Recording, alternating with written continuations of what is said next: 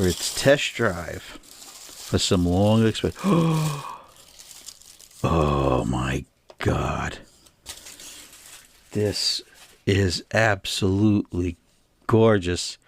Oh my God. This is all teak, varnished.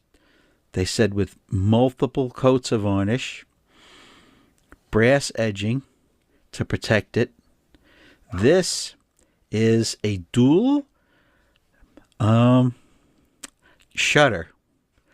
This shutter, you can operate it two ways.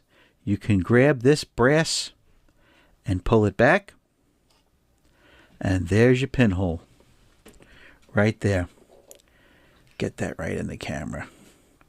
Right there. That's an f235